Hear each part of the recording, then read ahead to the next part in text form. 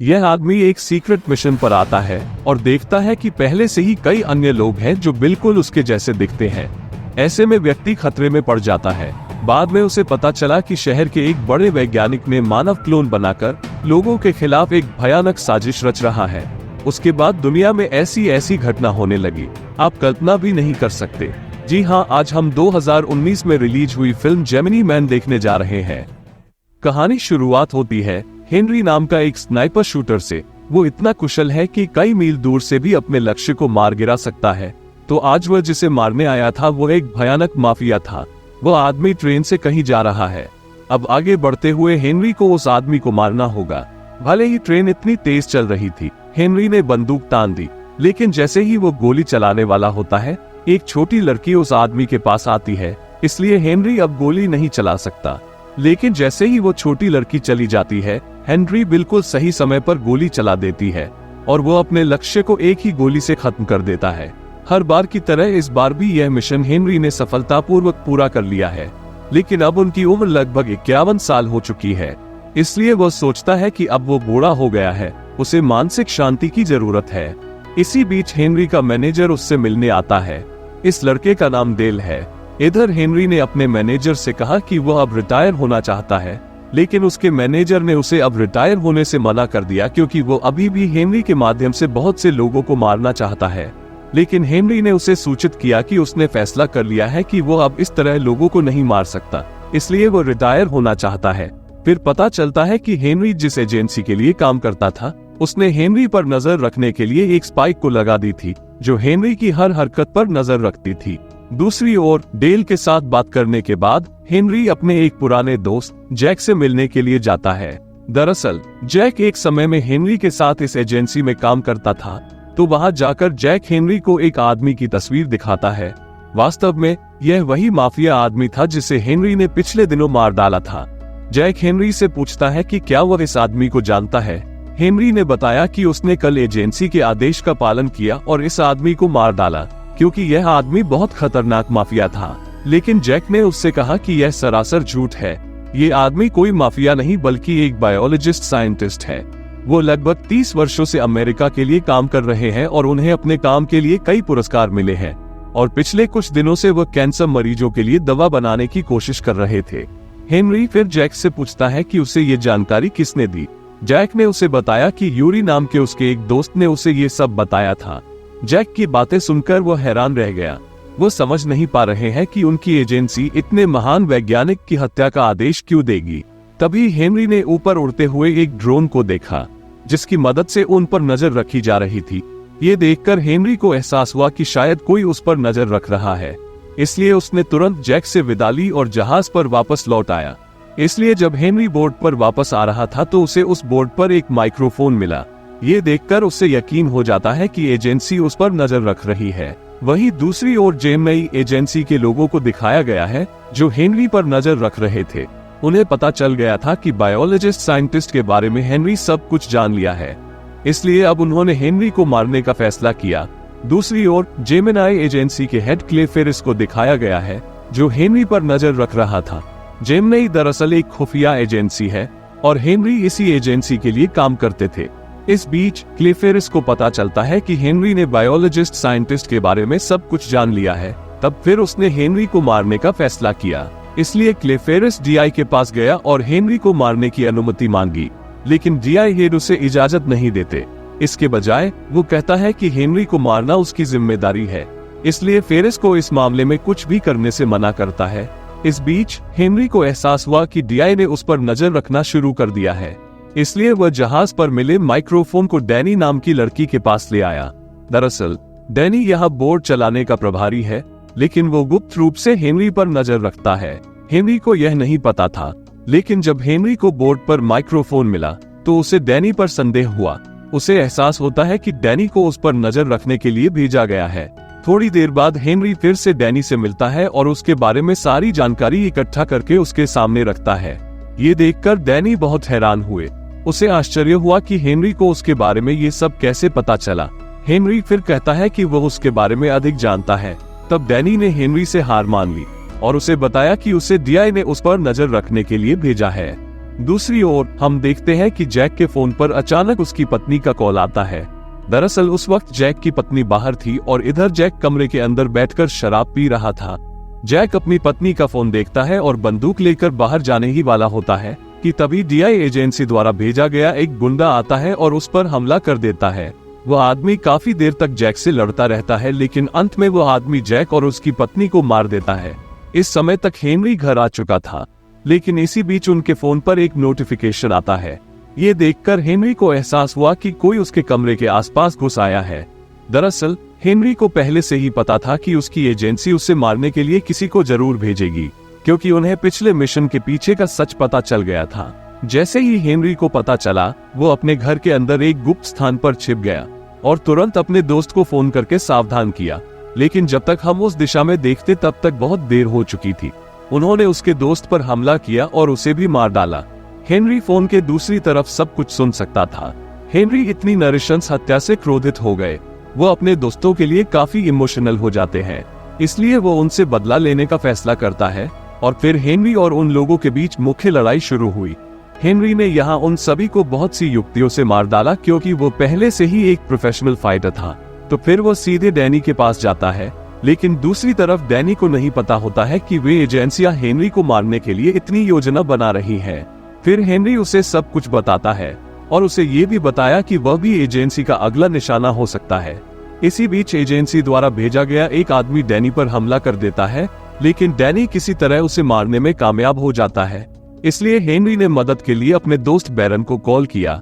थोड़ी देर बाद हेनरी और डैनी एक समुद्री तट पर पहुंचे, जहां वे कुछ देर तक बैरन के आने का इंतजार करते हैं।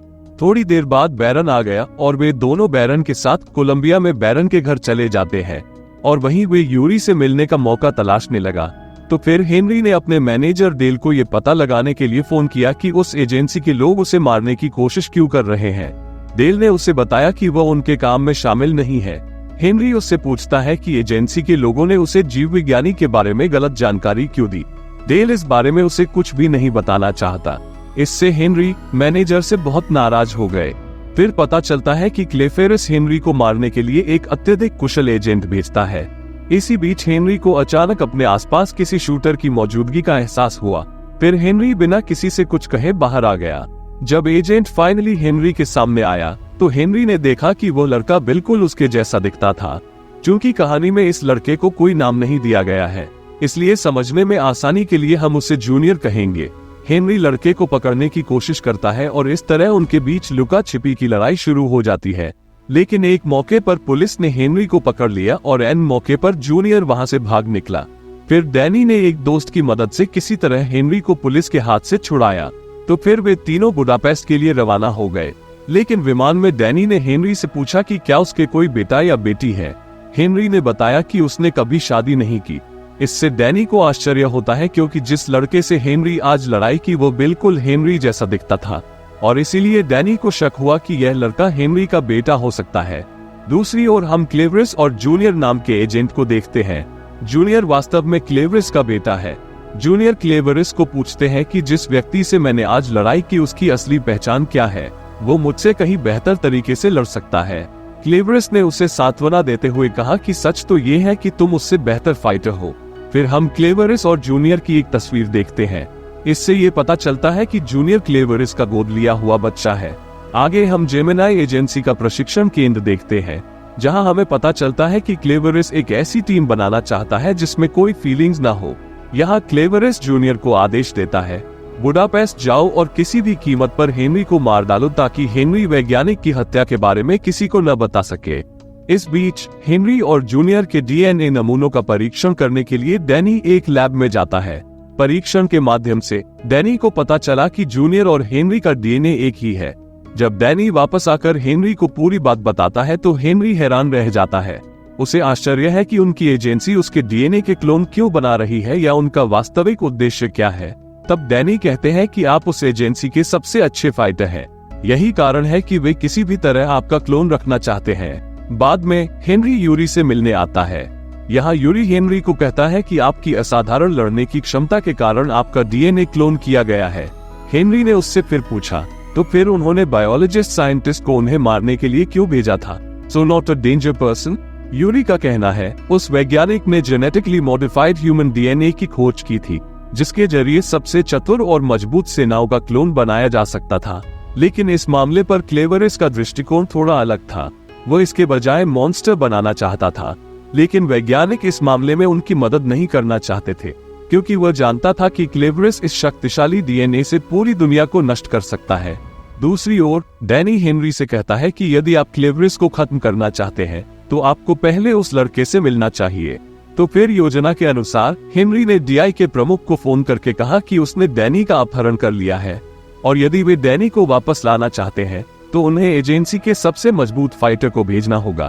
तो हेनरी फिर डीआई के प्रमुख को एक विशिष्ट स्थान और समय बताता है जहां वो डैनी को रिहा करेगा। चूंकि जूनियर पहले ही बुडापेस्ट के लिए रवाना हो चुका था, हेड ने जूनियर को भेजने का फैसला किया। उस रात डैनी वहां पहुंच गया और जैसा हेनरी ने कहा, डैनी को लाने के लिए हेड जूनियर को वहां भेजा। लेकिन जब जूनियर वहां पहुंचता है तो वो डैनी को अच्छी तरह से चेक करता है। फिर उसने चालाकी से हेनरी को फोन किया और उससे मिलने को कहा। जूनियर फिर डैनी को एक सुरंग में ले जाता है और हेनरी के लिए जाल बिछाता है और डैनी को भी वहीं बांध दिया।